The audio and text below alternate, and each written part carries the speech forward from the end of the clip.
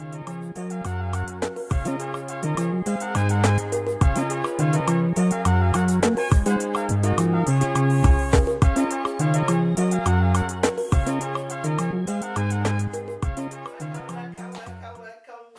back to our show. Once again, my name is Mrs. Augustina Anyamu, and help me welcome my friend, Mrs. Glory Ezema. Welcome back to our sweet home, Africa. It's always a pleasure once again to have you as our viewer.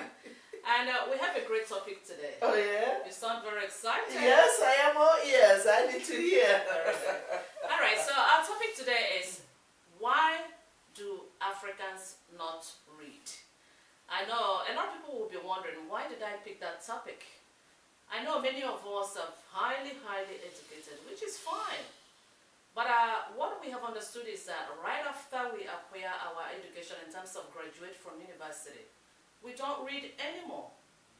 And being in diaspora, many of us have made so many mistakes in terms of buying houses, buying cars, and so many other things, just because we don't read. We don't read through the fine prints. We don't read anything at all. We just sign whatever comes our way. So that's why my friend and I were here today to give you some insights on things that we've had or we have seen, or we have even experienced ourselves in terms of doing things wrong just because we did not read.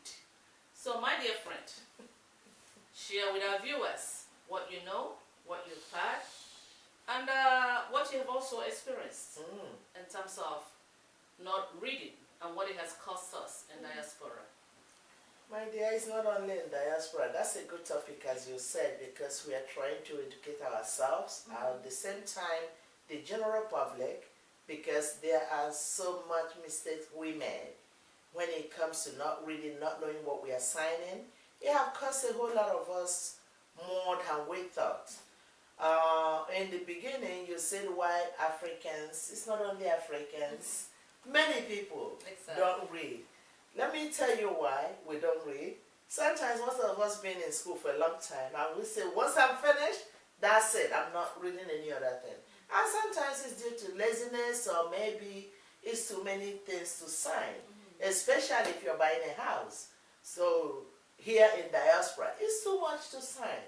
And then being an African, if I like this house, or I like that car, and that's what I had at the back of my mind, that this is what I'm getting, I'm going to buy it. I'm not looking at the fine print. I'll work, I'll do 2 jobs, I'll pay for it, you know. So, but eventually we end up paying all those hidden fees that we have no idea about because we did not read the fine print. Those little prints, ask them to give it to you, to make it bold. They have the bigger, you know, the bigger version of it. That's true. They do have it. But if you don't ask, because my son said what you don't know can kill you. If you don't ask, they're not going to give it to you. But if you let them know that you know that those fine prints can be bolded, they have it there in their drawer, they will give it to you.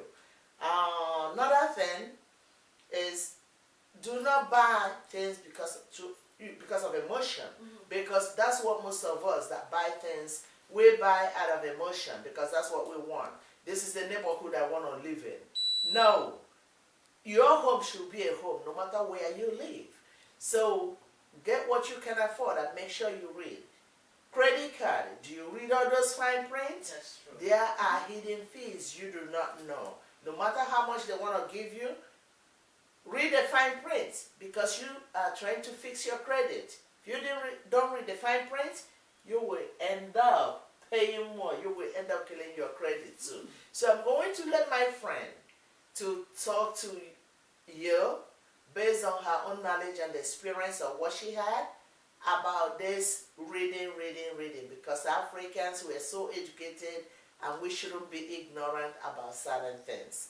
The way we spend our money, we work hard, so we got to spend it wisely. My dear, what do you have to tell us? Thank you so much, my friend. I know you focus more on the financial aspect. Yes, all right, so I'll go a little bit towards a different area. Okay. And, I know we addressed it before too, in terms of reading. Most of the things that people are going through, even when we go through challenges, we don't read at all. So in the process, we don't know that someone else it up well after a while, after going through the challenges. So we have so many authors from Africa that have written so many books. Even, I mean, right from the time we were in high school, I mean, the only ones that we read were the ones that really they brought to the school for us to read as students. But when we graduated, none of us have bought books from those authors. So, and these are knowledge that they want to share to the public. Some of them are life experiences. Some of them are advice. Some of them are so many great things that will benefit many of us. But just because we don't read, those, I mean, the authors, their books are laying all over the place, including me. Actually, I just released a book a few years ago. And, I mean, it has so much things that I wanted to share with our people. But even in the Western world, the Westerners buy it and they read it. I mean, they look at the title and they're like, this is such a great book. And sometimes you give it to Africans. I mean, including my friend that is here, I gave her a copy and then she will put it there. She said, oh my God, my friend read a book, my friend read a book. But ask her what is inside that book. She will not be ready. So, I mean. You are not sure what you said. Exactly. So, my point is that it's very important for us to read because there's so many things that you can learn from reading. Even simple magazines, you can acquire so much knowledge. So it looks like our people most of the time, we want someone to hand us something instead of us trying to discover things by ourselves. And it has cost us a lot, even going back to our forefathers. Because we don't want to read, we just want someone to tell us something and we believe it right away. So, well, it's very good for us to go back to reading. Read books written by Africans, read books written by other people, acquire more knowledge. Not just because, let me just use an example. Let's say if you're a doctor, you went to medical school, which is fine, you studied medicine, but you have to broaden your knowledge by reading other books. So that you can acquire knowledge and know how to do other things. So our people, we should read because it has cost us so much, it has cost our forefathers so much, and even our children are struggling now because they are not reading. So in terms of, like we said, West, it's because we don't know. If we read, we will understand what we're going into. So that's our point. Go ahead, my friend, if you have more things to say. Yeah, you just hit the nail on the head. Read it, because they say knowledge is power. And what you don't know can hurt you. Because if you read, let's say you're going somewhere now, you don't have GPS, you don't have a map in your head where you're going, you will end up getting lost unless you stop to ask somebody. So, but if we read and acquire more knowledge and know what other people been through before us and know how they made it at the end, that will help us. That's even why we talk about history, because once you know your history is a past event, but you will be able to know if you come in contact with such a situation, how are you going to do it? So it's so encouraging for us to read. We need to take time out. We know we need to go to work. We know we have to pay bills. We know we don't have time. We know we have children, but we got to start creating me day. And that me day, it depends on what you want to do with it. You can read even a page of anything. When you read it with full concentration, you're going to get something out of it. You're going to acquire more knowledge. You're going to be better than you start reading it. But you got to read something that will profit or benefit you, so that you will be able to be informed of things that are going on around you or things that already went on around you. Like my friend said, yes, she wrote a book. She wrote so many books. Yes, I always get her book. But when she asked me, I said, oh, I'm going to read it. I'll tell her, I'm not telling her I'm not going to read it. I said, I will read it. But I look at myself like I'm so busy, I can't even sit for one day, which is so wrong. We are all going to do better so that before we sign anything, because your signature matters, before you put it down, you make sure you have prior knowledge of what it is, because if you're buying a house, Google is there now for you. Read through. Read about a mortgage. Read about everything that will come. The terms they use there, what do they mean? Ask questions. Be able to know upfront before you put your signature down.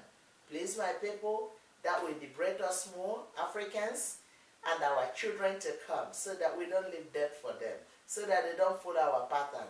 We don't make our time to read. We don't go to the library. We don't take them to the library. unless after school. Go to the library, I'll come and pick you up after school. So we got to do better and sit down there not only when we have examination. Let's read to acquire knowledge, not to pass exams. My friend, what do you have to say? You have said it all, as usual. But while you were talking, Yes. I have two things that I really want to talk about. Okay. The first thing is this. When you mentioned our history, I think I've even said it before, but just because we do not read, that's the major reason that many of our young ones do not know our history. So, I mean, as much as we have oral history, yes, our parents told us this and this and this, but even the oral history itself, we have even lost it because we're not passing it to our generations. So, our history, our children need to read our history. Yes. So, encourage your children to start reading. That's how they can find out who they are. That's how they can find out their heritage, especially the ones in the Western world.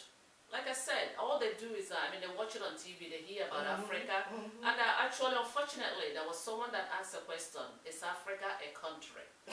And actually, a lot of people there just laughed, just like my friend laughed. But when you look, how do you find the answer? Because they don't read. So, encourage our children to start reading so that they can know our history, not what other people are telling them. Let them read. And then our authors keep on writing our history. As much as we're encouraging the young ones to read, we want them to read history that are written by Africans, because I said it many times, when you tell your story, you tell it the way it is. But when you allow other people to tell your story, they tell it how they want to tell it. That's all. So it's up to us to find out who we are by reading. And then that's another area that I wanted to go to. Okay. Because when you said that it's very, very important for people to, continue to read, especially so that they won't make mistakes here. As much as we have lived here for a long time, and we claim that we know the place, there's so many things that we need to find out. Exactly. We are focused on passing exams. That's true, that's true. And people in the Western world, I have to point out this, they read a lot. Go to library. We have friends that we work with. Each time they come, they will talk to each other and they will ask each other, what book did you read today? What book did you read today? People that you meet everywhere, they will ask you, have you read this book written by this person? Have you read this book written by this person? Oh, yes. So as much as we're copying so many things here in diaspora, why don't we copy their reading? Because this is how they acquire their knowledge. So let's read and read and read. That's our point today. So my friend, do you have more things? Yes, because you said they have to encourage their children to read, which is true. But children want to see you read. Because if you don't read, that's true, they don't see magazines, they don't see, textbooks written by different authors. They don't see you sit down and read, or go to the library, or have a quiet corner. You're always running from let's say one city to another, or one street to another, being busy, and you're not doing much. The children are not going to listen to you if you ask them to go read. Especially African authors, they will ask you, I never see you sit down and read. They're going to tell you that. So whatever you want to tell them, make sure you model it for them. Make sure they see you do it. Even if you haven't been doing it, you can start. One day they will say, Daddy, are you okay? Mom, is everything okay? That you're reading. And then you say, oh yeah, so then you tell them, I have to read because of X, Y, Z. Because you got to start one day, all right? You got to start one day. We have to get it right so that we can put our children on the right path. Maybe some of us, our parents were not reading. They didn't read. We didn't see them read, and they think that's how it should be. They made a mistake. You are alive today, I'm alive. Let's correct those mistakes, little by little, and then our children will take over.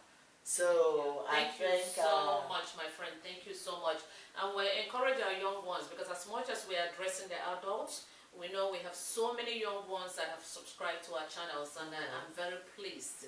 But I'm telling our young ones now, I know, like we said, we live in diaspora, and when we came, we struggled so much raising the children.